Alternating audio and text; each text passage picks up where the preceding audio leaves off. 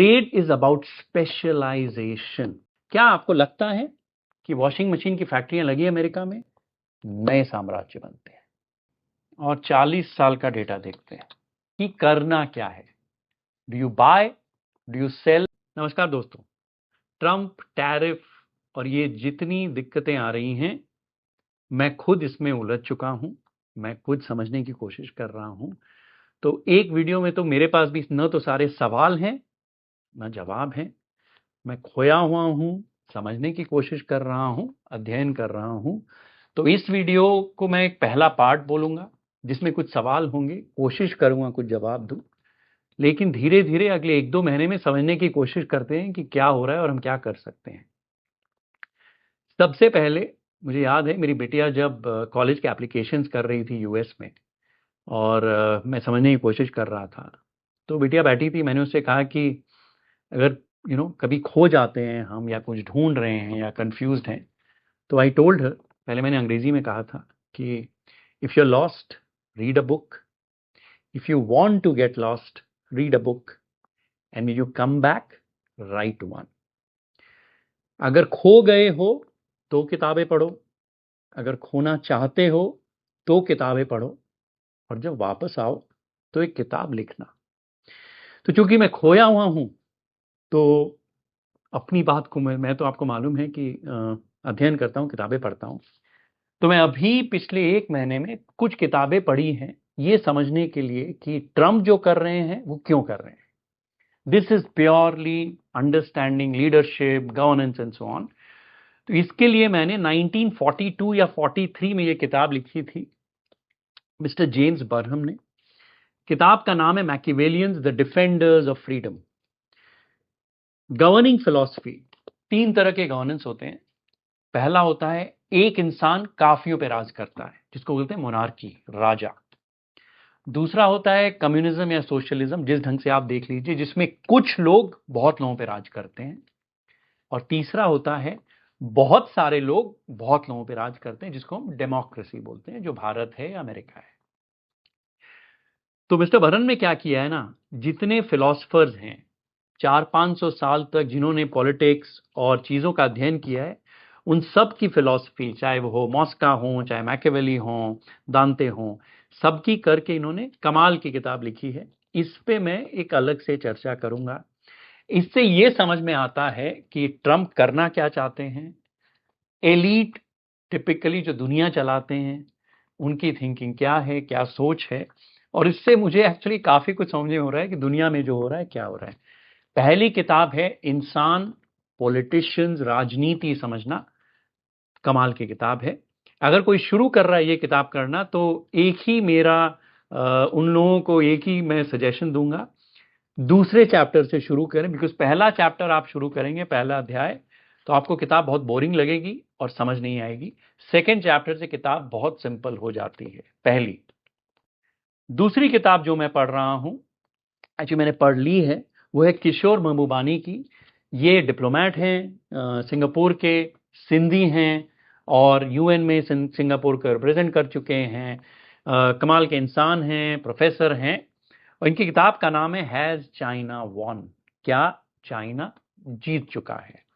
और ये किताब इतनी बढ़िया है, इतनी इन्होंने इन डेप्थ एनालिसिस करी है। अमेरिका ने कहाँ गलती करी, चाइना ने कहाँ गलती करी, अमेरिकन कैसे सोचते हैं, चाइना कैसे सोचता है। और बहुत सारे इन्होंने सुझाव भी दिए हैं कि क्या करना चाहिए। पढ़ने लायक किताब है। मेरी काफ़ी एनालिसिस इससे भी काफ़ी मैंने प्रोत्साहन पाया है। और तीसरी किताब है विलियम डालिम्पल की द गोल्डन रोड। ये इन्होंने अभी लिखी है। ये भारत को बहुत पसंद करते हैं, तो मुझे लग रहा है थोड़ा इनका भारत के प्रति थोड़ा रुझान है, थोड़ा बायस है। उसको अलग लगते हुए इसमें एक चैप्टर है, एक अध्याय प्योरली है व्यापार, ट्रेड और आदान प्रदान। पूरी दुनिया में जो हो रहा है व्यापार को लेके, टैरिफ किस चीज पे लग रहे हैं? व्यापार पे। कि आप कुछ बनाते हैं, आप वो मैं मुझसे बेहतर बनाते हैं, सस्ता बनाते हैं, तो मैं आपसे खरीदूंगा। मैं आपसे कुछ बेहतर बनाता हूं, वो मैं आपको दूंगा। इसी चीज को ट्रेड कहते हैं। और लास्ट 30-40-50 साल में दुनिया फ्री ट्रेड की तरफ गई है। तो इस किताब का मजा क्या है कि जो हमारा सिल्क रूट कहते थे, गुजरात से मिडिल ईस्ट का जो ट्रेड होता था, हम कुछ अच्छी चीजें वहां बेचते थे, वहां की चीजें हम लेके आते थे, चाइना से सिल्क, हमारी स्पाइसेस वगैरह वगैरह। इस किताब से ये समझ में आता है कि हिस्टोरिकली जो भी देश अच्छा दूसरे देशों से व्यापार किया है वो बहुत उन्नति किया है, पहली चीज। दूसरा, आप लोगों को याद होगा एक वीडियो में मैंने कहा था कि एक कमाल की पिक्चर देखी थी, इनफैक्ट मेरा व्हाट्सएप का जो स्टेटस है काफी सालों से यही है कि armies win kingdoms, alliances create empires. सेनाओं से सिर्फ राज्य जीते जाते हैं, संधियों से साम्राज्य बनता है। जब हम संधि करते हैं, ट्रेड एक तरह की संधि है, आप कुछ अच्छा बना रहे हैं, आपसे मैंने संधि कर ली, कुछ मिलजुल के, कुछ आप बेचें, कुछ मैं बेचूं, कुछ मैं आपसे खरीदूं, कुछ आप मुझसे खरीदें, तब साम्राज्य बनते हैं। अमेरिका का साम्राज्य अगर ट्रेड में आप देखें, इकोनॉमी में देखें, संधियों का साम्राज्य है। जहां चीज सबसे अच्छी और सस्ती मिलती है, कॉर्पोरेशन वहीं से बनवाते हैं, जहां सबसे ज्यादा दाम में बिकेगी वहीं बेचते हैं। एक तरह की ये संधियां हैं। इन्हीं संधियों से, इन्हीं अलायंसेस से दुनिया का एम्पायर आगे बढ़ा। इस प्रेमाइज को, तो ये 3 किताबें बहुत ही अच्छी किताबें हैं, मुझे तो बहुत अच्छी लगी। और भी 2-3 हैं, लेकिन ये 3 आप लोगों को पढ़नी चाहिए, कमाल की। दूसरी चीज जो हमें व्यापार के बारे में समझनी चाहिए, ट्रेड के बारे में समझनी चाहिए। Trade is about specialisation. इसका मतलब है, मैं कलकत्ते से हूं, बंगाल से। बंगाल का रसगुल्ला बहुत फेमस है, वो बहुत अच्छा बनाते हैं। लेकिन मैं राजस्थान से भी हूं, मेरी मौसी बीकानेर रहती हैं, बीकानेर का भुजिया बहुत अच्छा होता है, इंडिया में सबसे बढ़िया भुजिया बीकानेर में बनता है। तो अगर आपको रसगुल्ला चाहिए तो आप कलकत्ते जाएंगे, अगर आपको भुजिया चाहिए आप बीकानेर जाएंगे। तो इसका 2 फायदा होता है स्पेशलाइजेशन का। सबसे पहला है स्केल और साइज। अगर आप कोई चीज अच्छी बनाते हैं और वहां पर सारी स्किल सेट्स हैं, आपके कारीगर हैं, आपकी सप्लाई है, आपका सब कुछ है, तो वहां आप साइज में काम कर सकते हैं, आपका नाम भी बनता है। तो इसीलिए अब अगर कोई डिसाइड करता है कि यार रसगुल्ले में 0 टैक्स है राजस्थान में, और राजस्थान के भुजिए में बंगाल में 0 टैक्स है, तो आदान प्रदान अच्छा होता है, स्पेशलाइजेशन होता है, साइज बढ़ती है। यही हुआ है पिछले 30-40 साल में। अब अगर बंगाल में कोई उठ के कहता है कि यार भुजिया अगर मेरे को बहुत महंगा पड़ रहा है, या मेरे यहां कारीगर नहीं नौकरी मिल रही है, तो मैं भुजिए में 50% टैक्स लगाऊंगा। सेम चीज अगर राजस्थान कहता है कि कलकत्ता का रसगुल्ला अगर आपको चाहिए, तो चूंकि कलकत्ता हमारे ऊपर टैक्स लगा रहा है, हम भी उस पे, उनके रसगुल्लों पे 50% टैक्स लगाएंगे। क्या होगा, यहां 2 दिक्कतें होंगी। अब आप कहेंगे कलकत्ते वालों को, यार तुम हमारे यहाँ के रसगुल्ले की फैक्ट्री लगाओ। कारीगर हैं? नहीं है।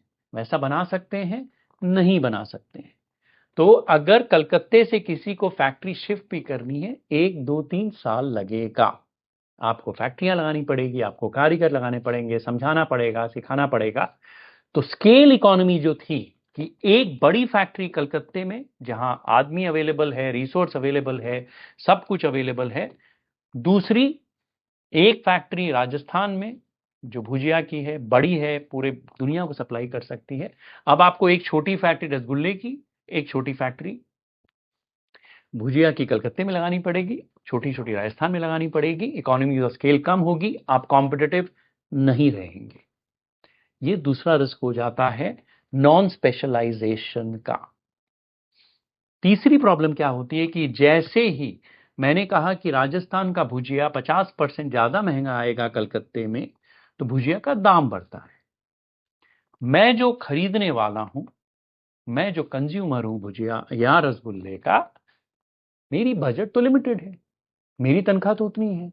आपने अगर 20-30% दाम बढ़ा दिए, तो लेट अस अज्यूम 50 रुपए में मैं आधा किलो भुजिया खरीद सकता था। अब मेरे पास तो 50 रुपया ही है, मैं मैक्स 55 रुपए का खरीद लूंगा, 100 रुपए को तो नहीं खरीदूंगा। तो डिमांड तो कम हो जाएगी। Second challenge of sudden tariff is demand गिरेगी ही। तो अगर डिमांड गिरेगी वो इमीडिएट कंसर्न है। डिमांड गिरेगी तो आज जो व्यापारी है जो भुजिया बना रहा था वो देखेगा कि यार मेरा माल तो भी बिकना बंद हो गया है। जब मेरा माल बिकना बंद हो गया, क्या मैं नई फैक्ट्री लगाऊंगा इतनी जल्दी? नहीं लगाऊंगा। अमेरिका में एक कहावत है डियर इन हेडलाइट्स, कि अचानक एक अगर बहुत तेज गाड़ी आ रही है और एक हरिन रास्ते में रुक जाता है, वो खड़ा ही हो जाए, उसको मालूम ही नहीं इधर जाऊं या उधर जाऊं। यही सिचुएशन होती है किसी भी व्यापारी के लिए। अगर उसके पास ये नहीं पता है कि उसका कितना माल बिकेगा, किस प्राइस पे बिकेगा, कहां बिकेगा, तो वो डर जाता है, एक बार रुक जाता है कि सब बंद करो, थोड़ी कम माल बनाओ, देखते हैं क्या होता है, we will wait and watch. और जहां वेट एंड वॉच आता है वहां चीजें दिक्कत में आती हैं, इकोनॉमी स्टॉल करना शुरू हो जाता है। तो ये सबसे बड़ा कंसर्न है जो मुझे लग रहा है अगले 6 से 12 महीने में रहेगा। Trade is about specialisation, it is not generalisation. जहां चीजें अच्छी स्केल में बनती है उसको वहीं बनने देना चाहिए। फ्री ट्रेड वगैरह की भी मैं बात करूंगा। सबसे पहले मैं बनाऊंगा एक 2x2। ये 2x2 है, free trade versus tariff trade, physical good या डिजिटल गुड। दो तरह के सामान होते हैं, या तो फिजिकल गुड की ये किताब मैंने आपको भेज दी, या मेरे फोन पे जो मैं कंटेंट कंज्यूम कर रहा हूं उसको मैं एक डिजिटल बोलता हूं। फिजिकल गुड किताब या जूता चप्पल ये सब। तो ये हो गया X axis digital physical, Y axis है फ्री ट्रेड है, बिना किसी भी इंपोर्ट ड्यूटी के टैक्स के क्या मैं वो खरीद बेच सकता हूं, या इस पे मैं टैरिफ लगा रहा हूं। 2x2 बन गया।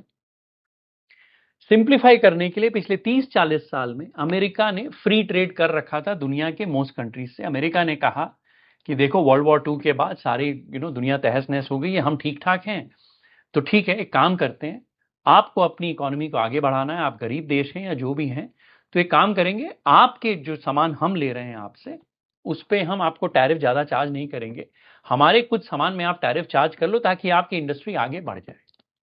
ये है फ्री ट्रेड। अब इसका फायदा अमेरिका को क्या हुआ आप देखिए। सबसे पहले चूंकि चीजों के दाम गिरे हैं, जो मैंने एक नाइकी और एडिडास का एग्जांपल दिया, जब चीजों के दाम गिरते हैं अमेरिकन कंज्यूमर को फायदा होता है, अच्छी चीजें सस्ते में मिलनी शुरू हुई तो डिमांड बढ़ी, इकोनॉमी आगे बढ़ी। सबसे पहला। दूसरा, जो एक्स्ट्रा मार्जिन जो अमेरिकन कंपनीज ने बनाई है वो R&D में खर्च करी हैं, मार्केटिंग में खर्च करी हैं, तो इसलिए नए नए प्रोडक्ट्स नई नई चीजें अमेरिका से हमें मिली हैं। ये फायदा है ग्लोबलाइजेशन का, फ्री ट्रेड का। अब ये 2x2 देखते हैं। अगर अमेरिका कह रहा है कि फिजिकल प्रोडक्ट में हम अब टैक्स लगाएंगे, अमेरिका दुनिया से सारे फिजिकल प्रोडक्ट लेता है, दुनिया की सबसे बड़ी कंज्यूमर इकोनॉमी है, दुनिया का 18 या 20% कंजम्पशन अमेरिका का है। लेकिन आप एक चीज देखिए, अमेरिका कह रहा है कि हम सबसे डेफिसिट चलाते हैं, लेकिन डिजिटल प्रोडक्ट जितने दुनिया के हैं, चाहे वो इंस्टाग्राम की रील्स हैं, चाहे वो यूट्यूब है, चाहे माइक्रोसॉफ्ट का मैं आउटलुक और ये वर्ड और एक्सेल यूज करता हूं, या गूगल का सर्च करता हूं, ये सारे डिजिटल प्रोडक्ट्स हैं। डिजिटल प्रोडक्ट्स तो हम फ्रीली यूज कर रहे हैं, आदान प्रदान आराम से होता है। And who is the biggest exporter of digital products in the world? It is America. आप दुनिया की सबसे बड़ी कंपनियां ले लीजिए, Apple, Google, Microsoft, Facebook, Netflix, ये डिजिटल प्रोडक्ट्स ही बेचते हैं। आईफोन फिजिकल प्रोडक्ट है, लेकिन जो एप्स हैं, जो कंटेंट हम कंज्यूम करते हैं वो सारे डिजिटल हैं। आपको मालूम है ये सारी की सारी कंपनियां बहुत कम टैक्स देती हैं। ये सारी की सारी कंपनियां टिपिकली फ्री टैक्स नेशंस, चाहे वो आयरलैंड हो वगैरह, वहां पर अपना हेडक्वार्टर्स बनाती हैं सो कॉल्ड, और सारा इनकम ज्यादातर वहीं बुक करती हैं और ट्रांसफर प्राइसिंग से कोशिश करती हैं कि सारी अलग जगह में हम कम से कम टैक्स दें। अगर सरकारों को थोड़ा भी रिटेलिएट करना है, एक बहुत सिंपल ऑप्शन है इंडियन गवर्नमेंट के लिए, यूरोपियन गवर्नमेंट्स के लिए, बाकी गवर्नमेंट के लिए, कि आप फिजिकल गुड पे अगर टैरिफ लगा रहे हैं, और टॉप लाइन टैरिफ है, ये नहीं कि मैंने 1 रुपए का जूता इंपोर्ट किया, उसमें 20 पैसे बनाए और 20 पैसे में मैं टैक्स दे रहा हूं, नहीं, प्रॉफिट पे टैक्स नहीं दे रहा हूं, मैं जितना सामान मंगा रहा हूं उस पे टैक्स दे रहा हूं ब्रॉडली। तो मैं जो सप्लाई कर रहा हूं किसी को, मेरी तो रेवेन्यू है, उस पे वो टैक्स दे रहा है। अब आप गूगल, फेसबुक, एप्पल, माइक्रोसॉफ्ट, इस पे टैक्सेशन तो आप अभी तक ये तो बहुत ज्यादा टैक्स देते नहीं ना, इंडिया में देते हैं ना यूरोप में देते हैं, इनफैक्ट अमेरिका में भी कम देते हैं। अगर आप फिजिकल गुड्स में टैक्स लगाने तैयार हैं, क्या सरकारों को डिजिटल ग्रुप जो बॉक्स नंबर 2 है, क्या बॉक्स नंबर 2 से बॉक्स नंबर 4 में जाना चाहिए? Should governments tax digital goods from global oligopolies, monopolies जो भी हैं? How do you tax digital good? बहुत सिंपल है। इंडिया में करीब 40-50 करोड़ यूजर्स होंगे इन सब कंपनियों के, चाहे वो गूगल हो, फेसबुक हो, इंस्टा हो, रील्स हो, व्हाट्सएप हो। यूरोप में 50 करोड़ पीपल आर देयर, और पूरे यूरोप की पॉपुलेशन 50 करोड़ है। करीब 100 करोड़ लोग हैं जो ये सारे प्रोडक्ट्स रोज यूज करते हैं, एवरी डे, एवरी आवर। सरकारों को एक सिंपल चीज कर सकते हैं कि पर यूजर, जितने आपके यूजर है मेरे देश में, पर यूजर आप मुझे 50 रुपया, 100 रुपया, $1, $2 महीना दे दीजिए, बात खत्म। मुझे नहीं मालूम आप उसमें क्या कमा रहे हैं, नहीं कमा रहे हैं, आप मुझे सीधा पर यूजर एक रकम दे दीजिए हर महीने। जिस तरह एडहॉक सोल्यूशन अमेरिकन सरकार चला रही है, आई थिंक ये सरकारें भी इस तरह की कुछ चला सकती हैं। देन एक यूनिफॉर्म हो जाता है कि सिर्फ फिजिकल गुड्स में नहीं है टैरिफ्स, डिजिटल गुड्स में भी है। This is just a thought process, but मुझे लग रहा है कि इस पे भी सोचना चाहिए। 2 अप्रैल को ट्रंप ने टैरिफ लगाया चाइना पे। 2 दिन बाद चाइना ने रिटेलिएट किया शुक्रवार को कि मैं भी आप लोगों पे 34%, 34% टैरिफ लगाऊंगा। लोगों को लगा था कि चाइना इतनी जल्दी रिटेलिएट नहीं करेगा, ट्रंप को भी लगा था, तो उन्होंने कहा कि चाइना पैनिक कर रहा है। इसके कारण डाउ जोन्स, अमेरिका के जितने इंडेक्स हैं, 5 से 6% गिरे हैं फ्राइडे को। बाय द वे 7% में अमेरिका में सर्किट लग जाता है, बहुत पास आए थे उस सर्किट लगने के। 2 दिन में बाजार 10 से 11% गिरा है। अब सवाल यह है कि चाइना इतनी जल्दी रिटेलिएट क्यों किया है, और अगर चाइना को शटडाउन कर दिया कि यार तुमसे मैं माल नहीं लूंगा, अगर इतनी लड़ाई हो जाती है तो क्या होगा? यहां आपको यह समझने की जरूरत है कि चाइना का इतिहास समझना बहुत जरूरी है। चाइना सालों तक दुनिया से कटा रह चुका है, यह समझना बहुत जरूरी है। अमेरिका शुरू से ओपन रहा है, खुला रहा है कि जिसको आना है आओ। अगर आप अच्छे इंजीनियर हैं, अच्छे दर्जी हैं, सालों से लोग अमेरिका जा रहे हैं फॉर द अमेरिकन ड्रीम। आज के दिन एक चीज आप समझिए, मैं अगर अमेरिका जाऊं मैं अमेरिकन बन सकता हूं, चाइनीज अमेरिका जाए अमेरिकन बन सकता है, कोई भी इंसान अमेरिकन बन सकता है। किताब में एक बात है सोशल मोबिलिटी की, कि जो इकोनॉमी सबसे अच्छा करती है मालूम है कौन सी होती है? जहां कोई भी इंसान कुछ भी बन सकता है। सोशल मोबिलिटी कहां है? जहां कास्ट सिस्टम नहीं है कि यार मैं फलाना हूं, आप ये हैं, आप मेरे से नहीं मिल सकते, आप नहीं। अमेरिका में ऐसा बिल्कुल नहीं। हमारे यहां वो दिक्कतें हैं, चाइना में वो दिक्कतें नहीं है। Most countries that have excelled have high social mobility, इसीलिए अमेरिका महान हुआ है। कोई भी आ सकता है, कोई भी एक्सेल कर सकता है, कोई भी टैलेंटेड है, बहुत आगे बढ़ता है। जहां आप इस चीज को बंद कर देते हैं कि आप दीवार लगा देते हैं कि कोई नहीं आ सकता, जो रहेगा, तो अमेरिका के लिए बुरा ज्यादा है देन चाइना। क्यों? देखिए, ultimately it is bad for everyone. जैसे मैंने कहा, ट्रेड कि रसगुल्ला यहां से और भुजिया वहां से अच्छा है सबके लिए। अगर आप सिर्फ रसगुल्ले में रह जाएंगे, आप सिर्फ भुजिया में रह जाएंगे, तो ना R&D होता है ना कुछ होता है, आप पीछे रह जाते हैं। तो बंद रहना गलत है इन जनरल, लेकिन अमेरिका के लिए क्लोज रहना चाइना से ज्यादा दिक्कत है, बिकॉज चाइना अपने इतिहास में बंद रह चुका है। चाइना करीब 1600 से 1900 तक, टिल द ओपियम वॉर्स, बिल्कुल ही बंद था। 300 350 साल दुनिया से चिंग डायनेस्टी के बाद। उसके बाद जब कल्चरल रेवोल्यूशन आई थी माओ की, तब भी चाइना बंद था। तो चाइना को 2 या 3 बार बंद रहने की आदत है। सही है गलत है वो बात की बात है, लेकिन उन्हें आदत है। अमेरिका को बंद रहने की आदत नहीं है। 1978 में डेन जियाओपिंग ने वापस चाइनीज इकोनॉमी को दुनिया के लिए खोला, उसीलिए ये सारी प्रोग्रेस, मार्जिन एक्सपेंशन जिस चीज की है। तो closed America is not good for America और the world. China has done it in the past, शायद वो दोबारा कर लें। देखिए, ये जो G2G फ्रेमवर्क मैंने बना रखा है, आप लोगों को मालूम है, बहुत सारी अमेरिकन कंपनियां ना जो गुड होती थी 30-40 साल पहले, चाहे वो नाइकी हो, चाहे एडिडास हो, दुनिया की इतनी बड़ी कंपनियां बन गई हैं। ये जो गुड से ग्रेट गई है ना, इसमें चाइना का बहुत हाथ है इनके आगे बढ़ने में। अगर आप इनका मार्जिन स्ट्रक्चर देखें, पिछले 40 साल में नाइकी, एडिडास, और यही एग्जांपल्स हैं बाकियों के सबके, कि जब इन लोगों को चाइना की मैन्युफैक्चरिंग सस्ती मिली, तब इनकी ग्रॉस मार्जिन 12 से 20% तक बढ़ी है। ये 100 रुपए में माल बेचते थे और 70 रुपया इनका जूता बनाने का कॉस्ट था। आज वो 70 रुपए का कॉस्ट 50 हो गया है। 20 रुपया ज्यादा मार्जिन बना रहे हैं सिर्फ रॉ मटेरियल में। और वो 20 रुपया मैं आपको दिखाता हूं ब्लूमबर्ग में कहां जा रहा है। ब्लूमबर्ग मेरी यही है, मैं यहीं देख लेता हूं। तो पहले नाइकी की ग्रॉस मार्जिन देखते हैं। तो ये है नाइकी, और नाइकी की ग्रॉस मार्जिन चार्ट पिछले 40 साल। नाइकी की ग्रॉस मार्जिन 1988 में 32% थी, 32%। अभी 44 से 46% हो गई है, यानी 12 से 14% नाइकी की ग्रॉस मार्जिन एक्सपैंड करी है, 12 से 14%। But what is more interesting is, अगर मैं ऑपरेटिंग मार्जिन देखूं, ऑपरेटिंग मार्जिन नाइकी की पिछले 40 साल में एक्चुअली 1 से 2 पॉइंट कम है। तो इसका तात्पर्य क्या है? एक्चुअली एडिडास भी देख लेते हैं। Let us see Adidas as well. ADSGR equity.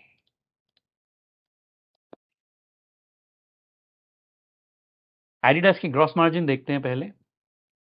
ये चार्ट्स मैं आप लोगों को दिखा दूंगा।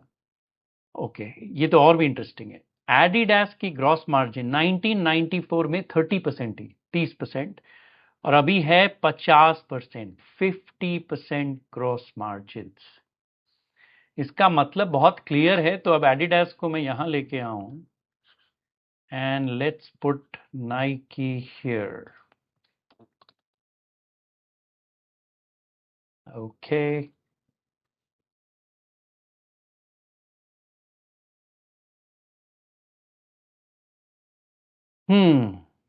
और 40 साल का डेटा देखते हैं। 40 साल का Nike data, interesting. 40 year Nike gross margin 32 से 44 टू 46, 94 से एडिडास 30 से 50। So Adidas has added 20 points in gross margin, Nike is added 14% in gross margin. लेकिन operating margin Nike, operating margin Adidas. Operating margin दोनों कंपनियों की 1 से 2 point कम हुई है। ये बहुत ही रोचक हो जाता है। ग्रॉस मार्जिन बढ़ना यानी चीजें जो बनाने का कॉस्ट है, सिर्फ बिल ऑफ मटेरियल, कि अगर आप जूता बना रहे हैं, लेटर से उसका सोल पीवीसी का है, उसमें कलर लगता है, उसमें फीते रखते हैं, और अमेरिकन अकाउंटिंग में इसमें लेबर कॉस्ट भी ऐड करते हैं। सिर्फ चीजें बनाने का कॉस्ट है, उसको हटा के जो रॉ मटेरियल कॉस्ट होता है, 100 रुपए का जूता है, अगर 30 रुपए का रॉ मटेरियल कॉस्ट है, तो आपकी ग्रॉस मार्जिन 70 होती है। तो आपकी ग्रॉस मार्जिन अगर बढ़ रही है ग्रॉस मार्जिन एक्सपेंशन से, यानी आपका रॉ मटेरियल कॉस्ट, बनाने का खर्चा कम हो रहा है। लेकिन अगर ऑपरेटिंग मार्जिन सेम है, ऑपरेटिंग मार्जिन है कि raw material cost, marketing cost, travel cost, people cost, ये सारा हटा के जो पैसा बनता है उसको बोलते हैं ऑपरेटिंग मार्जिन। तो इन कंपनियों ने पिछले 30 से 40 साल में क्या किया आपको मालूम है? फ्री ट्रेड को यूज करके, चाइना की मैन्युफैक्चरिंग को यूज करके अपनी ग्रॉस मार्जिन बढ़ाई है। और ये 10 से 12% है, इसको बचाया नहीं है, इसको खर्चा किया है मार्केटिंग में। तो operating margin is almost flat, gross margin is expanded. जो पैसा बचा है मार्केटिंग और R&D में खर्च किया है। जब आप मार्केटिंग में ज्यादा पैसे खर्च करते हैं, आपकी ब्रांड की इमेज बेहतर होती है, आप प्रीमियम प्राइस के प्रोडक्ट्स बेच सकते हैं, आप R&D में खर्च करते हैं तो आप बेहतर प्रोडक्ट बना सकते हैं। because of free trade and cheap Chinese और global manufacturing, इन कंपनियों की 40 साल तक ग्रॉस मार्जिन बढ़ी है, जो पैसा इन्होंने बाकी चीजों में खर्च किया है। This is the way the business is done by typically western companies. पैसे बढ़ाओ, प्राइस बढ़ाओ, R&D में खर्च करो, ब्रांड में खर्च करो, मार्केटिंग में खर्च करो, मार्जिन्स। क्या टैरिफ से अमेरिका में फैक्ट्रियां लगेंगी या चीजों के दाम बढ़ेंगे? सबसे इंपॉर्टेंट क्वेश्चन यही है। इसकी एक बहुत बढ़िया case study university of Chicago और फेडरल रिजर्व ने करी थी कुछ साल पहले। 2018 में ट्रंप ने पहली अपनी प्रेसिडेंसी में वॉशिंग मशीन में टैरिफ लगाए थे कि 20% से 50% टैरिफ करूंगा। वॉशिंग मशीन की फैक्ट्रियां अमेरिका में लगनी चाहिए, बाहर से इंपोर्ट नहीं करनी चाहिए। क्या आपको लगता है कि वॉशिंग मशीन की फैक्ट्रियां लगी अमेरिका में? क्या दाम गिरे? क्या जॉब क्रिएशन हुआ? नहीं, थोड़ा बहुत शायद हुआ। इस स्टडी में पता है क्या पता चला? एक मजेदार चीज आई। वॉशिंग मशीन के दाम $86 से बढ़ गए। हर कंपनी ने वॉशिंग मशीन का दाम बढ़ाया। सरकार को $82 मिलियन, ओनली $82 मिलियन का एक्स्ट्रा टैरिफ मिला। आपको मालूम है क्या हुआ? कंज्यूमर्स को $1.5 बिलियन एक्स्ट्रा खर्चा करना पड़ा, फैक्ट्रियां नहीं लगी। लेकिन कमाल की बात क्या हुई मालूम है? एक चीज होती है ड्रायर। अमेरिका में वॉशिंग मशीन और ड्रायर लोग साथ में खरीदते हैं। ड्रायर में ड्यूटी नहीं थी, वॉशिंग मशीन में ड्यूटी थी। लेकिन पता है कंपनियों ने बदमाशी क्या करी? कंपनियों ने ड्रायर के भी दाम बढ़ा दिए। वॉशिंग मशीन का दाम बढ़ा शायद $86, ड्रायर का दाम बढ़ गया $92। टोटल कंज्यूमर को $1.5 बिलियन, $1.5 बिलियन का नुकसान। चीजों के दाम बढ़े, सरकार को सिर्फ $82 मिलियन, हार्डली कुछ भी एक्स्ट्रा टैक्स आया। कुछ नौकरियां बढ़ी, लेकिन इनका एस्टिमेट था कि हर नौकरी जो बढ़ी उसके लिए कंज्यूमर को $8 लाख एक्स्ट्रा देना पड़ा था पर नौकरी। तो ये भी प्रॉब्लम है टैरिफ का। अगर बिना सोचे समझे अगर किया जाता है, समय व्यापारियों को नहीं दिया जाता है, तो कंपनियां कई बार बदमाशी करके चीजों के दाम बढ़ा देती है। अगर हमें लगता है कि नाइकी 50% मार्जिन बना रहा है और अगर आप जूतों के टैरिफ लगा देंगे, नाइकी अपनी मार्जिन कम कर देगा, never happening. These companies are driven by share prices, return on capital। वो जितना आप दाम बढ़ाएंगे चीजों का, वो कंज्यूमर को पास ऑन कर देंगे। जो वॉशिंग मशीन में हो चुका है और उन्होंने ज्यादा पैसे बना लिए ड्रायर का दाम भी बढ़ा के। तो ये जो गुड टू ग्रेट गई हैं कंपनियां, इनका मार्जिन एक्सपेंशन हुआ है। अब अगर ये रिवर्स होता है तो चीजों के दाम बढ़ेंगे, which is obviously not good for the economies, for consumption, for companies and share prices. इसीलिए इनकी शेयर प्राइसेस इतनी गिरी हैं। एक और चीज जो मुझे लग रही है कि dollar has always stood for what I call trust. कि डॉलर दुनिया की वो चीज है जिसपे सब भरोसा करते हैं। डॉलर का मतलब है भरोसा। तो पिछले वर्ल्ड वॉर II के बाद दुनिया का डिफेंस अमेरिका के हाथ में था। America made weapons for the world. उन्होंने R&D करी। सब देशों ने बोला कि ठीक है, आप खर्चा कर रहे हो, हम आपसे डिफेंस इक्विपमेंट खरीदेंगे, चाहे वो जापान हो, कोरिया हो, इवन यूरोपियन कंट्रीज हो। तो दुनिया की डिफेंस की टेंशन अमेरिका में ले ली। R&D वो करेंगे, खर्चा वो करेंगे। अमेरिका ने कहा ठीक है, आप लोग सस्ता माल बनाओ, मुझे दो। तो उनकी हाई एंड मैन्युफैक्चरिंग फिर भी ठीक रही, डिजिटल बहुत अच्छा रहा। लेकिन आम तौर की चीजें, चाहे वॉशिंग मशीन हो, ये हो, उनकी कॉस्ट वो लोग नहीं फैक्ट्रियां लगाए, तो दिक्कतें अमेरिका में आई है। दूसरी दिक्कत जो अमेरिका में आई है वो है अमेरिका में मिडिल क्लास की हालत खराब है। चाइना में ऐसा इतनी दिक्कत नहीं है जो अमेरिका में है। इसकी चर्चा मैं अगले वीडियो में बहुत डिटेल में करने वाला हूं कि where has America wronged its own people. जो दिक्कत बाकी जगह इतनी नहीं है। क्यों? कॉर्पोरेट प्रॉफिट बढ़ रहा है, सैलरीज आपने बढ़ाई नहीं है, तो मिडिल क्लास से पैसा कहां से आएगा चीजें खरीदने का?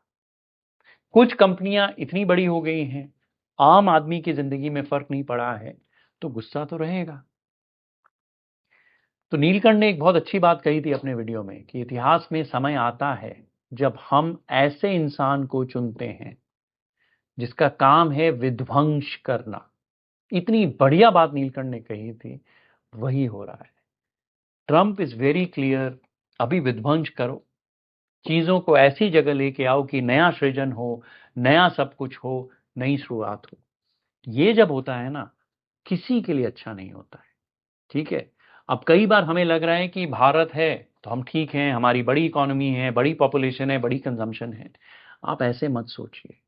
अमेरिका क्या कर रहा है, उसने जितने उसके पास हथियार हैं, किसी पे वो बंदूका चला रहा है, किसी पे बंदूक चला रहा है, किसी पे तीर चला रहा है।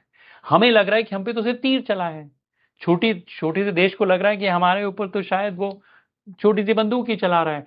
बंदूका तो चाइना पे चला रहा है, मिसाइल तो चाइना पे चला रहा है। ये इनफ नहीं है सोचना। अगर आपके पास बहुत मजबूत किला है, यू हैव अ फोर्ट, तो आप मिसाइल को भी झेल लेंगे। लेकिन अगर आप एक छोटी सी नाव पे हैं और आप पे एक छोटा सा बम भी गिरा, आपकी नाव डूब जाएगी। तो इसमें दो पहलू हैं। आप पे क्या चीज दागी जा रही है और आप कितने तैयार हैं। बहुत सारी इकोनॉमीज तैयार नहीं है एक छोटे से हथियार के लिए। So it is a function of कि आप कितने तैयार हैं और सामने वाला किस तरह के हथियार आप पे यूज कर रहा है। मुझे नहीं लगता है हमारा देश अभी इतना स्ट्रांग है कि इस चीज से हम आराम से इसको झेल लें, क्योंकि हम काफी एक्सपोज हैं और अभी हमारी इकोनॉमी भी स्लो डाउन में है। तो भारत को काफी ध्यान इस वक्त देना पड़ेगा।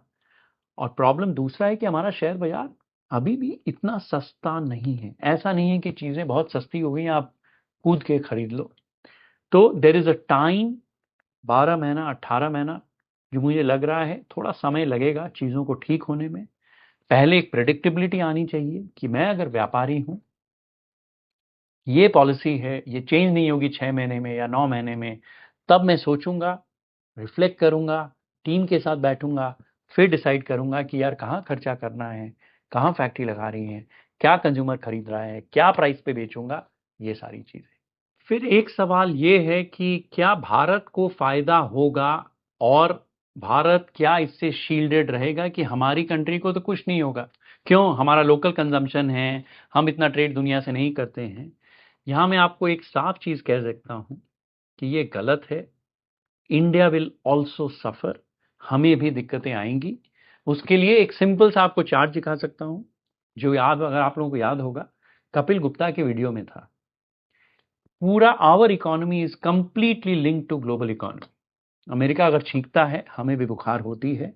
तो अगर अमेरिका में स्लो डाउन आएगा, वहां कंजम्पशन का स्लो डाउन आएगा, हमें 3 तरह से दिक्कत आएगी। पहली, सिंपल ट्रेड। हमारे जो सामान, हमारा जो अमेरिका जाता है, चाहे वो हमारा तौलिया है, चाहे हमारे आईटी एक्सपोर्ट्स हैं, कहीं भी है, हमें दिक्कत आएगी। कंजम्पशन अमेरिका का स्लो डाउन होगा, हमारे एक्सपोर्ट स्लो डाउन होंगे। First. Second, capital flows. We are a capital starved economy. अगर हमें बाहर के पैसे की जरूरत है, चाहे वो एफआईआई है, चाहे एफडीआई है, उसके बिना, चूंकि हम डेफिसिट भी रन करते हैं, हमें पैसे की जरूरत है, उसमें दिक्कत आएगी। तीसरा, we are price takers. Steel, aluminium, हमारी जो टॉप लाइन है कंपनियों की, वो कमोडिटी से लिंक्ड है। अगर चीजों के दाम गिरेंगे और कमोडिटीज के दाम गिरेंगे, हमारियों कंपनियों की भी टॉप लाइंस गिरेंगी, मार्जिन गिरेंगी, वो कॉन्ट्रैक्ट होंगी। तो ये सोचना मुझे लग रहा है बिल्कुल ही गलत है कि भारत कुशंड है, हमें कुछ नहीं होगा, हम ठीक रहेंगे। भारत के लिए जो बड़ी दिक्कत आ सकती है, जिसके लिए मैं पिछले 1 महीने से काफी अध्ययन भी कर रहा हूं, जो अगर आपको याद होगा, एक सीएनबीसी वीडियो में 3x3 बनाया था, कि आईटी एक्सपोर्ट्स।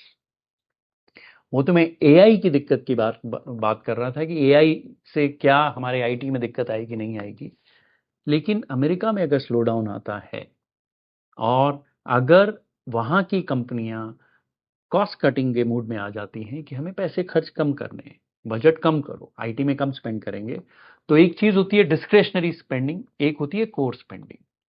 कोर स्पेंडिंग जो, जिसके बिना वो नहीं रह सकते, उसमें वो थोड़ा स्क्वीज करेंगे अपने सप्लायर्स को। लेकिन डिस्क्रेशनरी जो है, जो मैं अगले साल कर सकता हूं, 2 साल बाद कर सकता हूं, वो डेफिनेटली कम होगी। तो ये जो 3x3 था कि revenues of IT exports companies, grow करेगी, फ्लैट रहेगी या डिक्लाइन करेगी। और वाई एक्सिस है वेजेस, ग्रो करेगा, फ्लैट रहेगा, डिक्लाइन करेगा। अगर ये फ्लैट और डिक्लाइन रहा अगले 18 से 24 महीने में, तो भारत के कंजम्पशन में बहुत दिक्कत आ सकती है।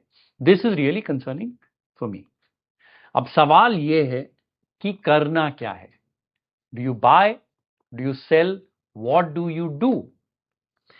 देखिए, ये जो बाजार है ना, इसमें ये जो चार्ट है ना कि avoid large loss of mind और मनी, इसकी मैं काफी बार चर्चा करता हूं। हम कुछ भी करते हैं, चार ही चीज हो सकती है: थोड़ा मुनाफा, बहुत सारा मुनाफा, थोड़ा नुकसान, बहुत सारा नुकसान। और यहां दो इंपॉर्टेंट वर्ड हैं, avoid large loss of mind and money. Mind first, money later. Typically इस तरह के बाजार में मैं सच कह रहा हूं, मुझे नहीं मालूम क्या करना है।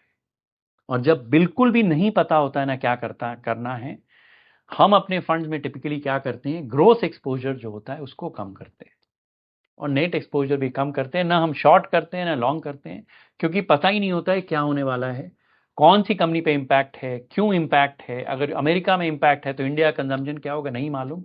इसलिए टोटल इन्वेस्टमेंट पहले कम करो।